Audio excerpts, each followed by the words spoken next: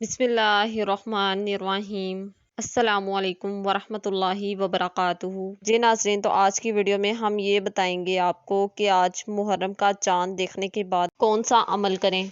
Islamic calendar के मुताबिक आज नए साल का आगाज़ हो रहा है। इस बाबरकत मौके पर मैं अपनी कौम, पाकिस्तानी कौम, अहले इस्लाम के साथ नेक ख्वाहिशात का इजहार करती हूँ और अल्लाह सुब्हानहू व तआला के हुजूर दुआ करती हूँ कि ये हिजरी साल हम सब के लिए बाइसे रहमत व बरकत हो, आमीन। ये महीना बहुत ही अजमत, बुजुर्गी और रहमतों वाला है। इस महीने की खासियत ये है कि इस महीने में बहुत से अहम वाक़यात हुए, जिनमें से सबसे अहम वाक़या करबला का है और ये वाक़या सिर्फ दीन इलाही बचाने के लिए हुआ। आप सल्लल्लाहु अलैहि वसल्लम जब भी मुहर्रम का चांद देखते, जब भी आपको मुहर्रम का चांद नज़र आता, तो आप ये दुआ फरमाते, या अल्लाह पाक, इस चांद को अमनो अमान, सलामती और इस्लाम के साथ हम सब पर तलू फरमा।